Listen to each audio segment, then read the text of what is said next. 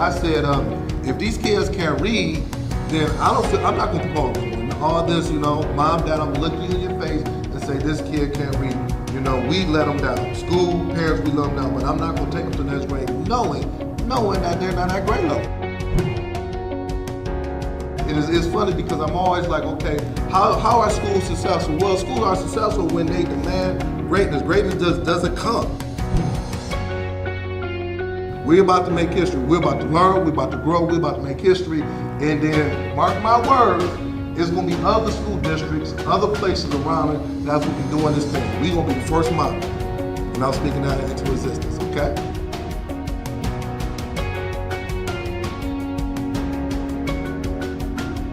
For booking.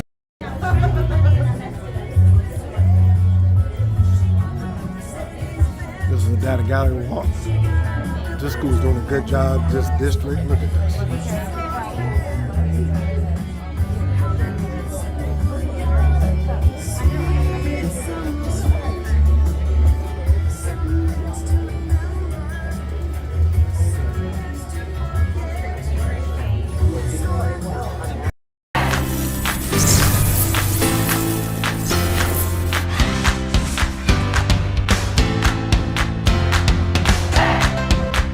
If you can really take the map and drive the instructor inside the classroom and link it to the M step, then everything will move.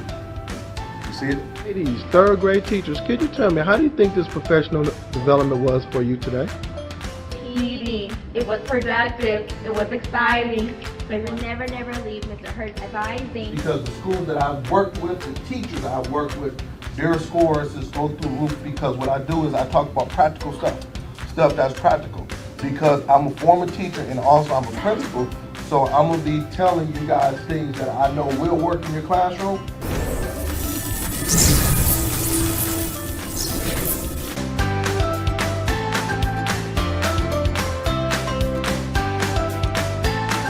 For booking, please visit shurtschoolturnaroundspecialist.com. Good morning, everyone. Good morning. This is Sean Hurt, School Turnaround Specialist, with my Saturday morning podcast. And come on in, hit that share button. I need to know where you're coming from. We have another exciting podcast on this morning. Give me a 1 minute as I get all of my social media friends in, all of my Facebook, Twitter, LinkedIn friends come in. Just give me 1 minute, but I need you to share this out. I need to know where you're coming from. We are talking about the 20 non-negotiables, characteristics of high-performing schools. I'm excited. So I need just give me 1 minute as I get all of my people in, and I'm just excited regarding this one. And I need you to hit that share button. Let me know where you're coming from. Good morning, Miss Melissa Jones-Chino. Good morning to you. Good morning, Dr. Stacy Ann B. Good morning. Good morning, Dr. Jeter. Good morning. Good morning. I'm praying for you and the family. Good morning. And next time I'm in Illinois, I'm going to come and see you. I love it. I was in Hammond, Illinois a couple weeks ago. I ate at one of the, I went over to Gary, Indiana and ate at a nice little soul food restaurant. And the food was good. So I have to come see you next time. I'm going to stop by so we can kind of have lunch, talk, see, share. But I just appreciate you so much, Dr. Jeter. Thank you very much for all of your support. Thank you very much. Come on in. I have Mrs. Truesdale in from Atlanta, Georgia. I was just in Georgia a couple of weeks ago. I have Miss Salmon in from Savannah, Georgia. Georgia's in the house. I just think I need just to do a Georgia thing. So come on in, hit that share button. Give me a few more seconds as I get some of my people in. And we're going to get started in about 30 more seconds. Share. I need you to get a pencil and paper out because we're going to take some good notes. We're talking about transforming school districts. We're talking about transforming school districts. Yes. And today I'm in Michigan and it is so nice and sunny outside. It's nice and sunny. Usually we don't get that sunny weather during this time. So I'm just happy. Good morning, Bev Hill from Los Angeles. Good morning to you. Good morning, Principal Laws. Good morning to you. All right. I think I'm about situated. I want to get some more. Give me one more second. I got so many things going on and I don't mean to turn my back. All right. Good morning, Miss Cherry. Good morning to you. And good morning, Miss Stacy Ann Barnett. So I got Facebook. I got all these people coming along. I got Mrs. Cherry from Tennessee. Good morning. All right. All right. So let's go and get started. We're all set. Hit that share button. Make sure you subscribe to my website. And then my name is Sean Hurt, School Turnaround Principal with my Saturday morning podcast. And this morning we are going to talk about, we're going to discuss the 20 characteristics of high performing school districts, 20 characteristics of high performing school districts. But before I get started, usually what I like to do is I like to talk about what are the things that's keeping you up at night. That's something I always talk about. I've been doing that for the last month or so. I need you to put in the chat, what are some of the things that is keeping you up at night as an educator? For me, it's two things that's really I'm thinking about this week. I was thinking about it a lot. Two things. The first things is that the state assessment for schools will start within the next 6 to 8 weeks, the state assessment. I really need every educator to start to settle their team down, start to put these things in place, start to really talking about it. I did a podcast a couple of weeks ago regarding what you need to do, but that's what's keeping me up at night, because no matter if you like it or don't, listen to me, educators.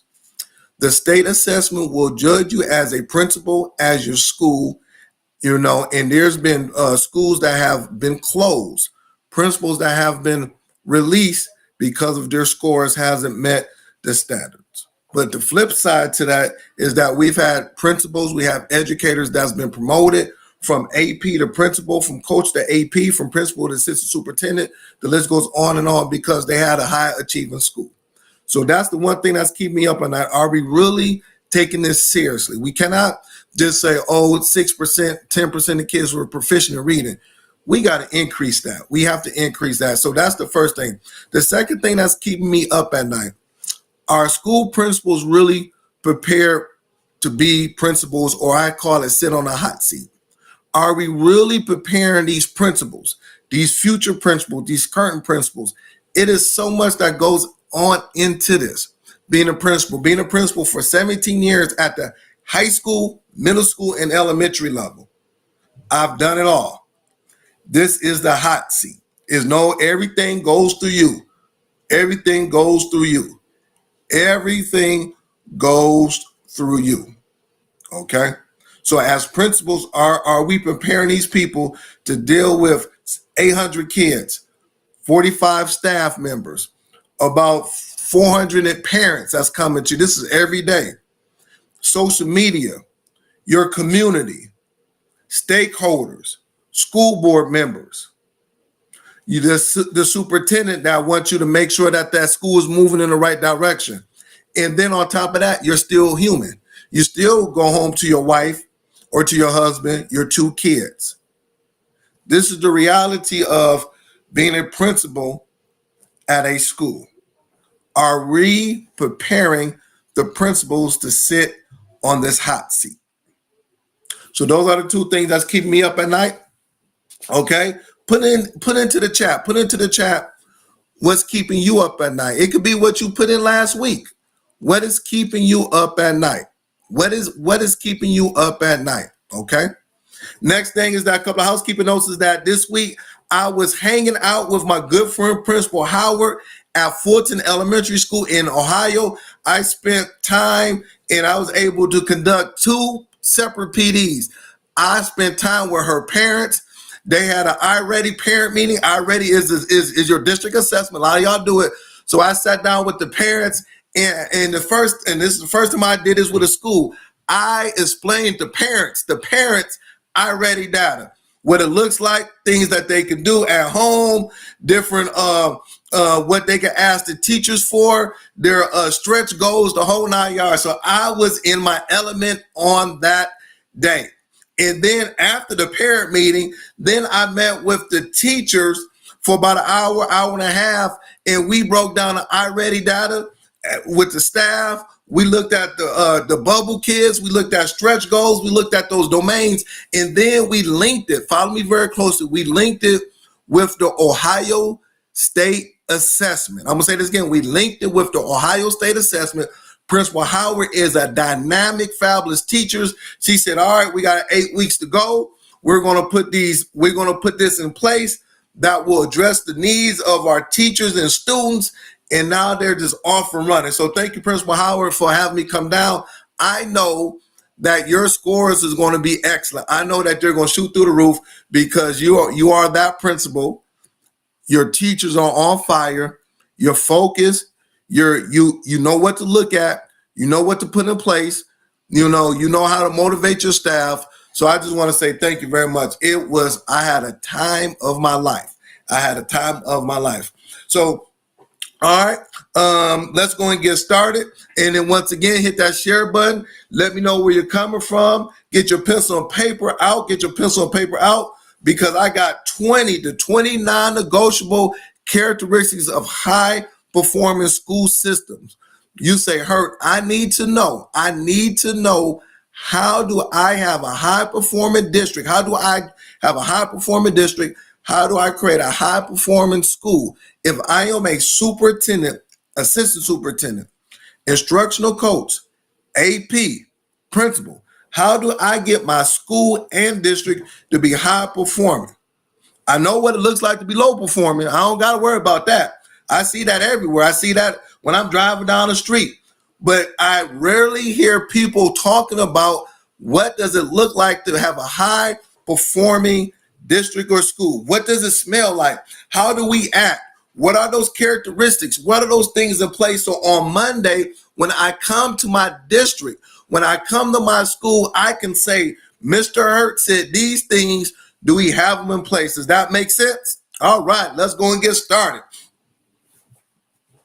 So the first thing that you need to have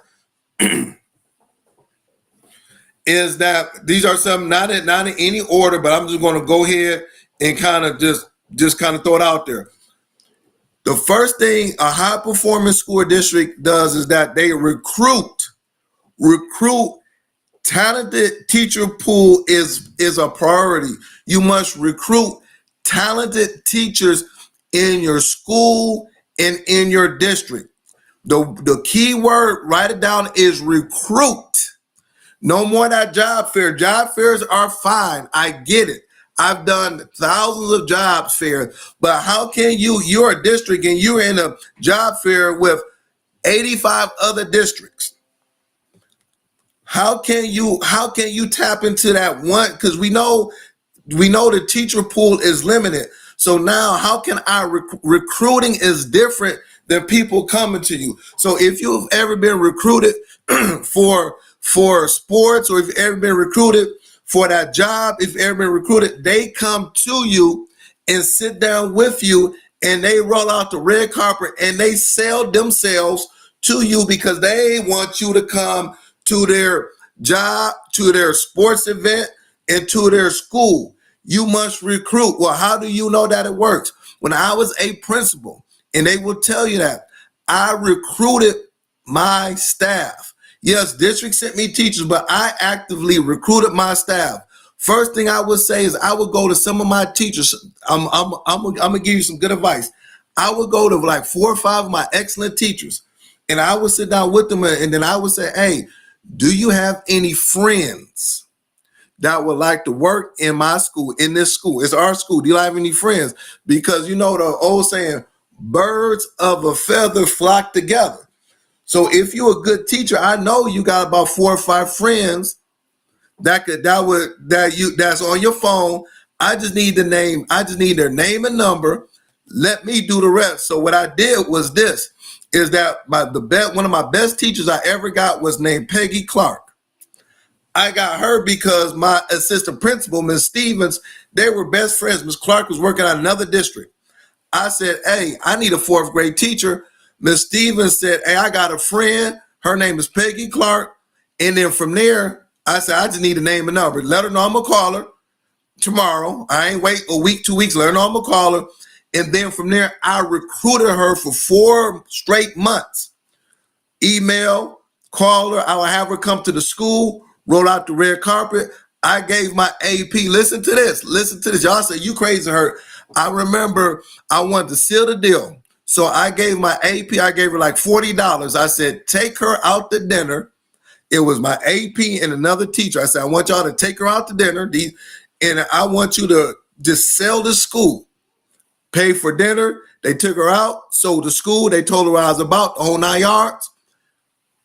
Next week, she signed the contract to work at my school. Then now I got a 4th grade teacher. Her score is going through the roof. Parents love her. I don't got to worry about it. She became a coach, and the rest is history. I actively recruited. Yeah, 40. Miss Stevens on here. 40. Yeah, you remember Miss Stevens? Yes. She's on here. She will tell. I gave her that money. I said, take her to the restaurant right around the corner. Go right around the corner. Get her, take her, whatever she want, and if it, okay, yep. And then I was able to recruit her. Okay. I was able to recruit her. All right. Next thing is this. The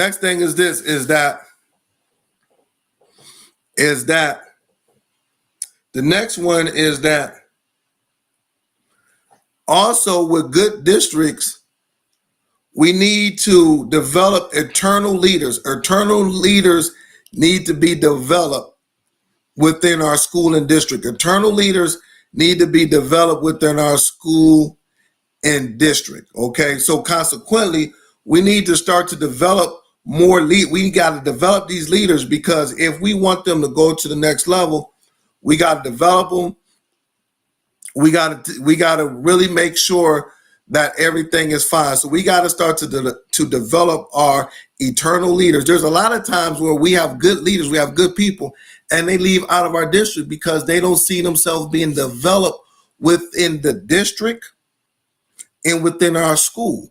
So now we got to start to develop these people. We got to start to harness this talent. If not, I've seen many people leave out of the district because they say, know what? There is no opportunity for promotion. There is no opportunity for promotion. So why should I stay in this district? Does that make sense? Give me some emojis. Let me know if that makes sense. Because even for me, I wanted to grow within the first district I worked in, but there was no opportunity for growth. I didn't see any pipeline for me to become a teacher to the AP position. So I literally had to leave out of my district and go to another district to become an AP. But I would have loved to stay inside of my district, but there was no opportunity. So we have to make sure that there is internal leaders are developed. Internal leaders are developed. Does that make sense? That has to be something we have to do. We have to make sure that internal leaders are developed. Next thing, that's number 2. I got so much stuff. Number 2 is that we need to have clear district curriculum aligned to college and career readiness standards. Clear district curriculum. The curriculum has to be aligned to college and career readiness standards. It has to be aligned to college and career readiness standards. We have to align these standards. We have to align it. A lot of times when we go into districts, we have people just doing whatever.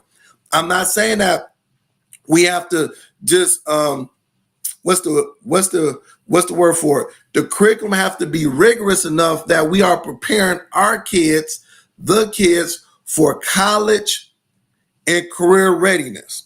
And that starts at the top, from the high school to the middle school to the elementary. You say, Hurt, how do I know that? How do I know that our district is moving in the right direction? Well, how is the curriculum? Is the curriculum aligned to what these kids need to know in order to go to college. If not college, either to pick up a trade. That's what I have to do.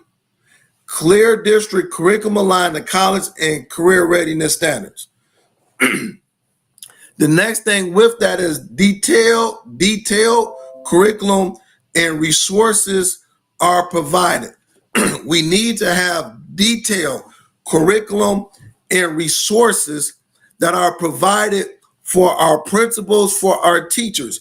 You cannot just say, here's a curriculum, go at it. They need resources. Principals, you have to have resources for the teachers. Superintendents, give the principals resources for that curriculum. You just can't have a math book. We need manipulatives for the math book. You just can't have a writing curriculum. We need journals for them to write with. You can't just have a science curriculum. We need a science room. We need things that they can touch and move. You cannot have social studies without having books that translate to what they're going through. You need to make sure that the curriculum is detailed resources. Follow me very closely. It needs to be detailed resources. Detailed resources. Non-negotiables for a high-performing school system. I'm not talking about low-performing. I'm not talking about school districts that's just getting by or schools that's just getting by. I cannot stand the just getting by spirit. No one on here needs to have a just getting by spirit. Skip all of that. Why do you want your kid to go to a school that has a just getting by spirit? You say, "Her, what is a just getting by spirit?" I'm just going to do just barely enough just to get by. Oh, they got books. We cool. What? What are materials with that? Oh, they got math books. Where are the manipulatives with that? Oh, they got technology. Really? Skip that just getting by. The high performing school districts, they go from just getting by to, like Principal Kafele said, they asked the question. Are we a blue ribbon school? Are we a blue ribbon school? Principal Kafele penned that, and I'm going to say it again. Are we a blue ribbon school? If you are not a blue ribbon school, then you got to keep on pressing on.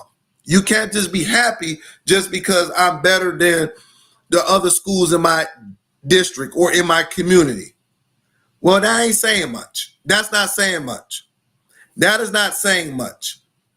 Oh, well, our proficiency for reading in our school is 18%. In the district down the street is 12%. And the one 5 miles away is 6%. And the one around the corner is 4%. Oh, we're better than everybody. Seriously? Is that the bar that we have? Because we have 18% and we better than everybody, we happy?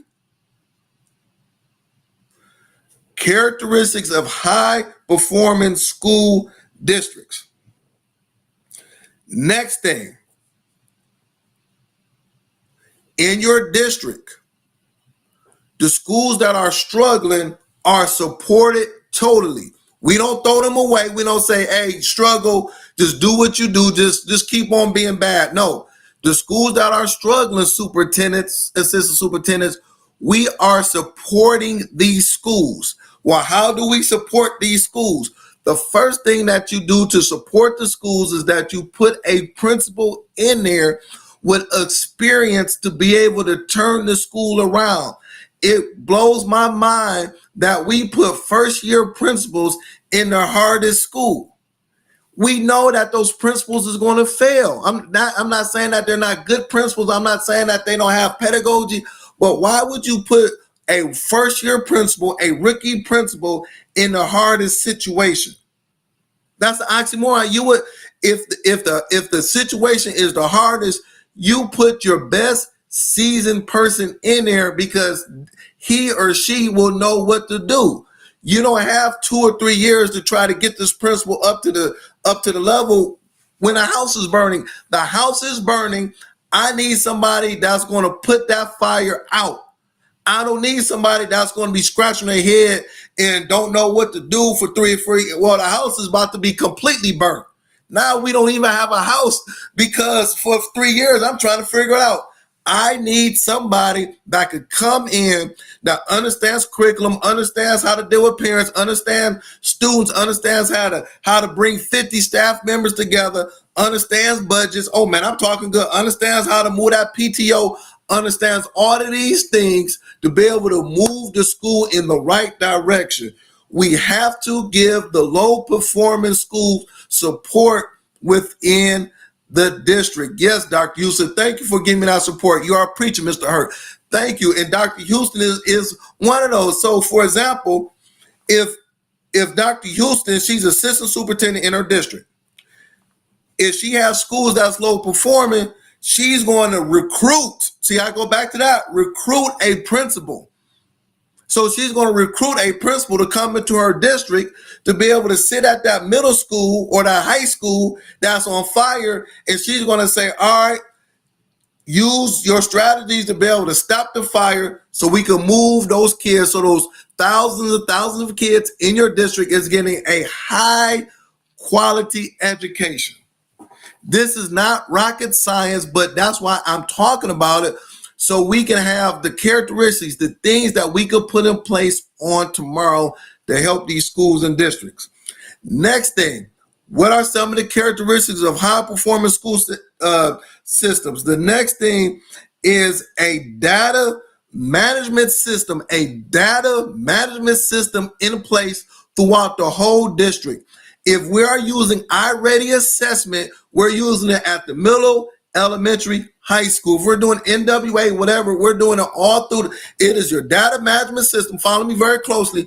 And then from there, how are we using the data to drive the instruction in the classroom? How are we using the data to make decisions? How are we using the data to take our budget to say, I need to spend $85,000 on this right here. I need to spend $200,000 on this right here. I am using the data to drive the decisions of my district. And the reason why that we're not using the data is because it is. Now, I know this for a fact. First, we have too much data. So we got 25 data points. I'm telling districts, shrink this data down to 2 or 3, and let's use those 2 or 3 data points to drive the instruction, to drive our decisions. That's number one. Number two is that we are not giving schools, districts, teachers and what's the word for it? We're not giving them the goals that we expect from them. So for example, when I was a principal, I told my teachers, at the end of the day, your end of the year evaluation, 75% of your evaluation will be on growth, not proficiency growth. I would like for you to have 60% or more of your students to meet their end of the year targets. And then on top of that, I want 1.5 years worth of growth in math or reading, whatever subject you're doing. So now I'm telling them in the beginning of the year, my expectations.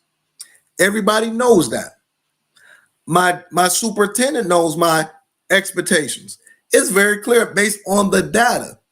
We don't set no expectations. Principals in my district, these are my expectations as a superintendent. I'm not going to judge you based on if I like you or if you dress nice or my feelings and all that. Forget feelings, forget liking. I'm going to judge you based on what my expectations are. And it stops all of that going back and forth. Data management systems aren't in place throughout the district. Oh man. Let me give you the last one because I got 2 more minutes. I got 2 more minutes, and I want everybody to go over and support my sisters, Dr. Taylor and Dr. Houston, create and educate at 10:30. The last one.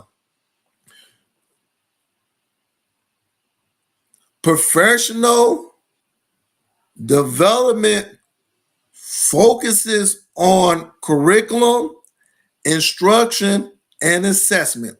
Your professional development, Your professional development, I'm going to say this for a third time, your professional development that is training your teachers is focused.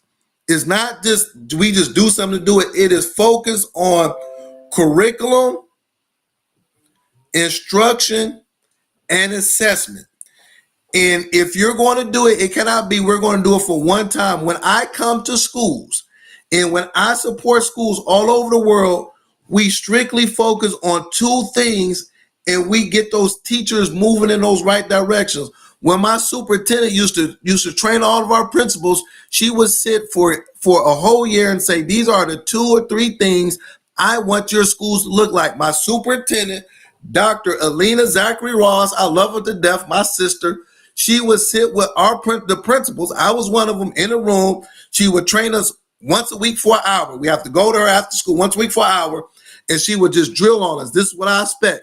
This is what I expect. How much time are you spending in the classrooms observing instruction? So we would have to bring to her our template and say, hey, I spend 80% of my time every day with instruction. That was one of them. The other one that she wanted was every Friday, if the teachers taught whatever standard, whatever, we would have to make sure that they gave an assessment, and I would have to have the data right there. So those 2 things, as the superintendent, she drilled to us as principals. It was not 25 things. So pretty much we were experts in 2 things, and those 2 things pushed out everything else. So I'm going to stop right there. It is 10:29. So this is what I need. Please give me some emojis, give me some feedback. Let me know if you like this podcast. Please subscribe to my YouTube page. I need all of y'all to subscribe to my YouTube page. And the third thing is that if you would like for me to come out and provide professional development for your staff, your students, your teachers, your leadership team, please inbox me. Let's make this work. So thank you very much. I love everybody. Thank you. I'm praying for you. And let's have a good week. And remember, your state assessment is in 6 to 8 weeks. Thank you. And have a blessed week.